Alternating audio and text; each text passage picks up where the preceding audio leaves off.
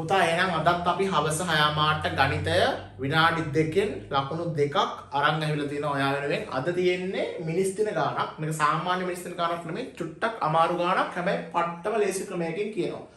පටන් ගන්න කලින් කාලේ මම පොඩ්ඩක් මතක් කරන්නම්. අද රෑ 8ට ගණිතය පාස් පේපර් පොත පට්ට ගහන පුතේ ක්ලාස් එකක් තියෙනවා. අපේ channel එකට join ලා ඉන්න WhatsApp channel එකේ ඉන්න ඒකේ zoom link එක ගන්න. හරි. ගාන දැන් අපි හොඳට ගාන එකපාරක් කියවලා ඔළුවට දාගන්න. මිනිසුන් 9 දෙනෙකුට දින 5කදී වැඩක් නිම කරන්න පුළුවන්. බලන්න පළවෙනි වාක්‍යය කියවුවාම මට ඒක සාරාංශ කරන්න පුළුවන් මේ. මිනිස්සු 9 දෙනෙක් ගාන ගලාගෙන යන විදිහට සාරාංශ කරන්න. ගාන ගලාගෙන යන විදිහට මිනිස්සු 9යි. දින කොච්චරක්ද? දින 5යි. දින 5කදී වැඩක් නිම කරන්න පුළුවන්. එහෙනම් මිනිස් දින කීයක වැඩක්ද මේ? 9 වරක් 5 45ක වැඩක්. පළවෙනි වාක්‍යය කියවුවා. අවුලක් නැහැ. ඊට පස්සේ දෙවෙනි වාක්‍යය බලන්න දින 4ක් වැඩ කළ පසු. ඒ කියන්නේ මේ මිනිස්සු 9 දෙනාම දින 4ක් වැඩ කරලා තියෙනවා. ගාන කියවද්දිම ඇඟට දැනෙනවනේ ඒක.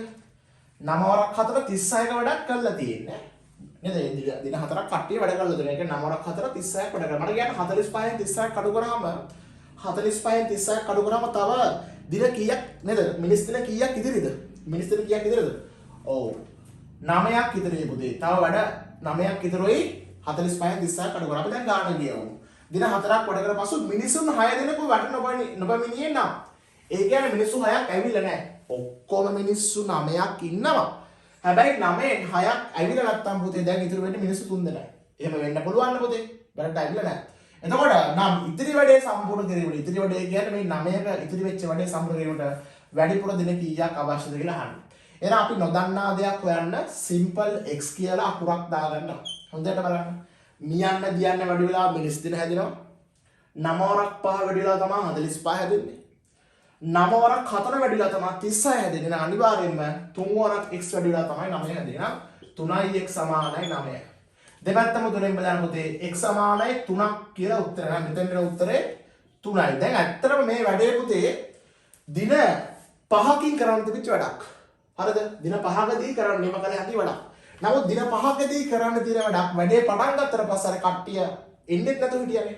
නේ වැඩේ පටන් ගත්තට පස්සේ මුලදීම දින 4ක් ගියා. පස්සේ දින 3ක් ගෙන උත්තරේ 3 නෙමෙයි. හරිද?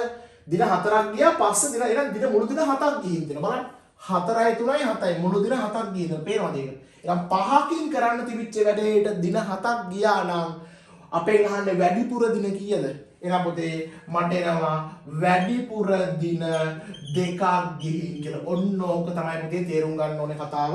හරිද? ගාන්න පුතේ ටිකක් අමාරුයි. හැබැයි ඔයාලට ලේසිම ක්‍රමයකින් කියලා දුන්නා. ලෑස්ති වෙන්න අදර යාටට නේ අදර යාට ලෑස්ති වෙන්න. ඔයාට අනිවාර්යයෙන්ම පාස් වේ පොත සාකච්ඡා කරන දැවැන්ත ගණිත සම්බන්ධයක් තියෙනවා. අපේ channel එකට join ලා ඉන්න. එහෙනම් අපි හම්බෙමු හැමදාම හවස 6 මාට.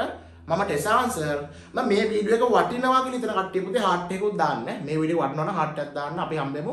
මම ටෙසාන් සර් හිතන්න උගන්වන ගණිත පන්තිය. ජය වේවා.